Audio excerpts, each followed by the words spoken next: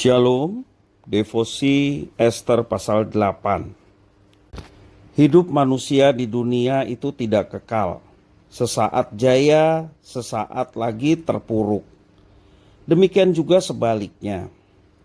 Inilah yang dirasakan oleh orang Yahudi di seluruh penjuru kerajaan. Kedukaan meliputi mereka ketika perintah pembunuhan orang Yahudi bermeterai raja disebarkan. Sukacita mereka menjadi melimpah saat perintah lain yang juga bermeterai raja tiba. Perintah itu menyebutkan bahwa mereka boleh membela diri ketika diserang. Ayat 10-12 demikian firman Tuhan.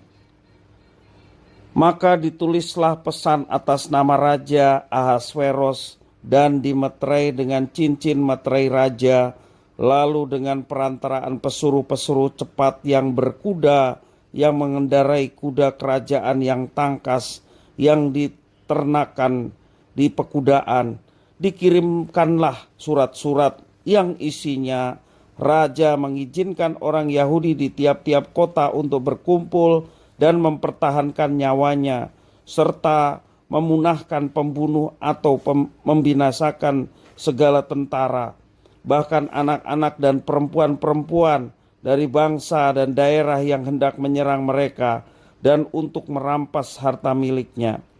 Pada hari yang sama di segala daerah Raja Ahasveros, pada tanggal 13 bulan yang ke-12, yakni bulan Adar, perkabungan berubah menjadi sorak-sorai.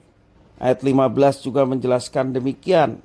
Dan Mordekai keluar dari hadapan raja dengan memakai pakaian kerajaan daripada kain ungu tua dan kain lenan, dengan memakai tajuk emas yang mengagumkan, serta jubah daripada kain lenan halus dan kain ungu muda.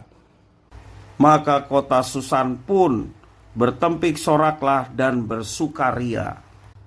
Kondisi hidup yang sebelumnya mencekam berubah menjadi kelegaan.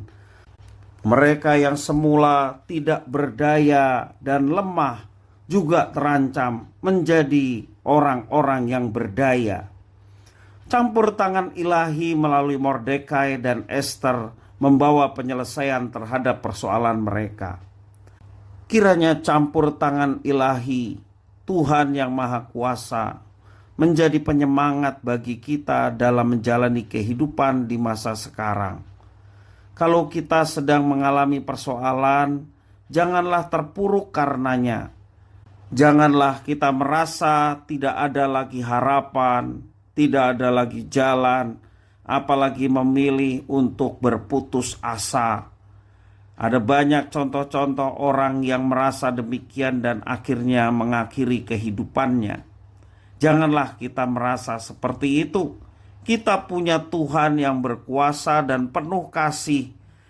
Tetaplah bersandar kepada Tuhan, karena Dia penuh kuasa dan kasih kepada setiap orang-orang yang bergantung kepadanya.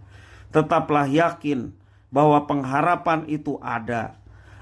Akan tiba waktunya ketika semua masalah satu persatu selesai. Ada pertolongan demi pertolongan yang akan datang, bahkan dari sumber yang tidak terduga, seperti Mordekai dan Ester yang tindakannya belum tentu diketahui oleh orang-orang Yahudi yang lain. Namun, pada saat yang sama, ada teguran bagi kita supaya tidak mudah tinggi hati saat kita berada di atas. Ketika hidup terasa nyaman dan bebas dari persoalan, jangan sampai kita memandang rendah orang lain. Bukan tak mungkin tiba waktunya kita juga mengalami persoalan yang sulit. Mari berempati kepada saudara-saudara yang sedang ditimpa malapetaka. Persoalan melingkupi hidup seseorang bukan karena dia kurang beriman. Kita hidup nyaman juga bukan karena iman kita lebih baik daripada mereka. Marilah kita tetap bersyukur atas hidup yang diberikan oleh Tuhan, tanpa harus menyombongkan diri kepada orang lain. Ada pepatah adat pasang berturun naik. Keadaan hidup selalu berubah-ubah, senang dan susah silih berganti. Hanya kasih Tuhan yang kekal. Mari kita pelihara hidup ini dalam kekekalan kasih Tuhan. Tuhan Yesus memberkati.